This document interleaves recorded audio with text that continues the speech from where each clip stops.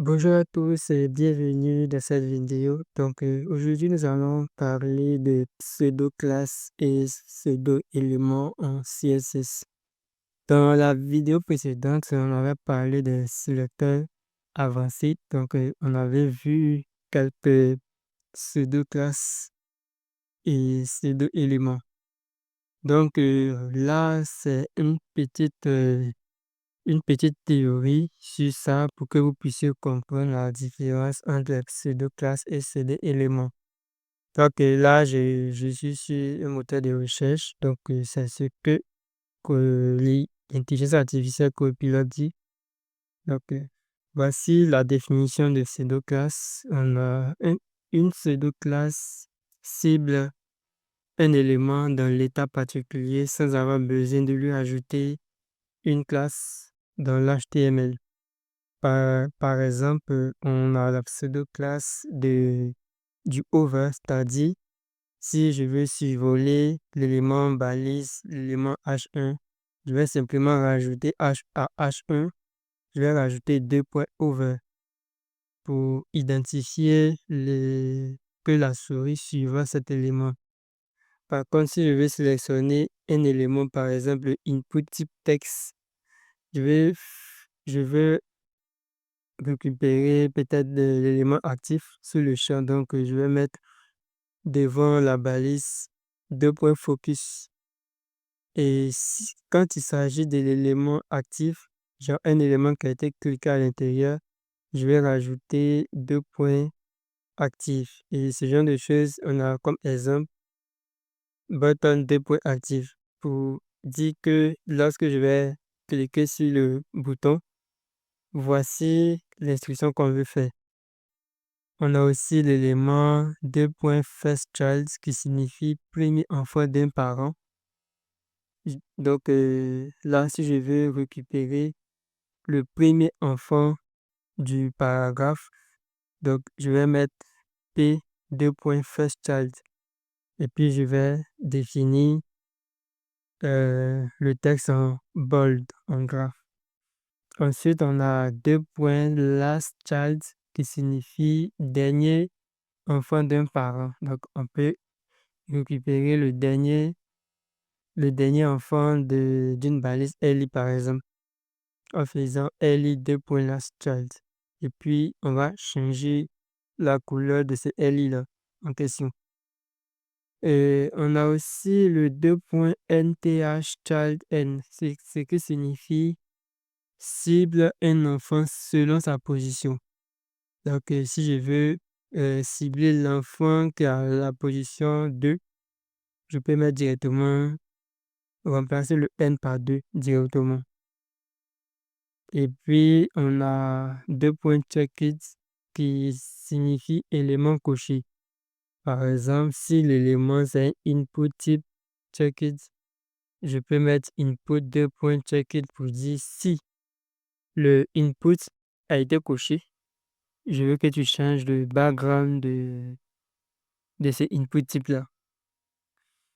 Par contre, on a aussi les pseudo-éléments. On avait vu aussi par rapport aux pseudo-éléments, un pseudo-élément permet de styliser la partie spécifique d'un élément. Il commence par deux points, c'est-à-dire double deux points, mais deux points simples fonctionnent encore.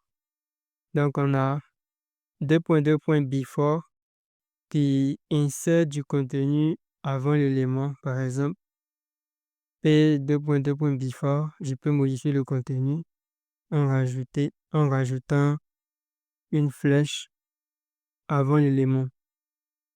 Comme je peux rajouter du contenu après l'élément en utilisant $after. After, c'est après l'élément. Donc, je peux rajouter du texte. Donc, voici un peu comment on utilise. Et on a $firstLetter pour cibler la première lettre.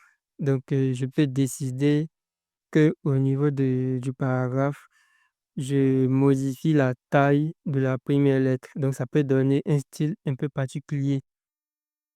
On peut faire aussi $firstLine pour cibler la première ligne. Donc, au niveau de la première ligne, on peut décider aussi que On peut décider de changer la couleur d'un élément qui se trouve à la première ligne. Donc, il y a aussi deux points sélection qui cible le texte sélectionné. Donc, lorsque on décide de sélectionner un texte, bon, pour, on va tester pour que vous puissiez comprendre. On va tester. Donc là, je vais mettre le paragraphe comme ça. Puis, j'actualise. Vous voyez que lorsque je sélectionne, ben, là, je suis au niveau du paragraphe.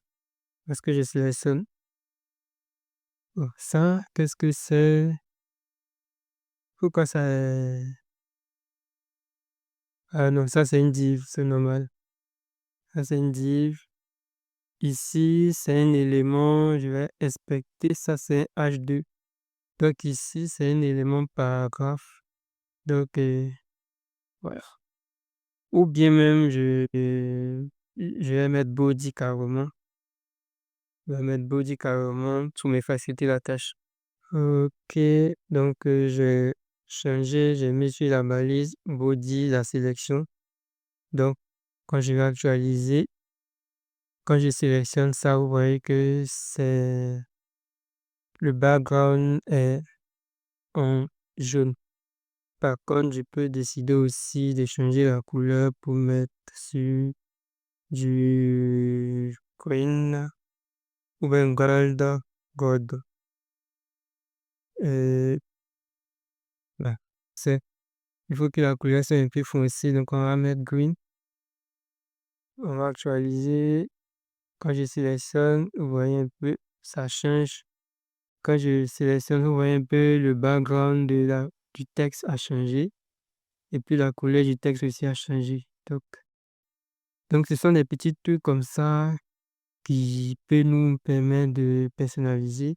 Il y a aussi, donc ce sont des petits exemples, voilà. Donc vous pouvez continuer à vous former sur votre moteur de recherche. Voilà, ici vous pouvez faire une petite recherche rapidement sur pseudo classe et puis essayer de lire pour mieux comprendre CSS.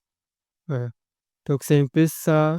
Bon, je pense que je vais m'arrêter là pour cette vidéo. Vous pouvez aller un peu plus loin sur cet élément-là. Voilà. Donc moi, c'était juste pour vous expliquer certaines choses. Donc merci d'avoir suivi cette petite vidéo. Et rendez-vous dans la prochaine vidéo pour continuer notre formation sur le langage CSS.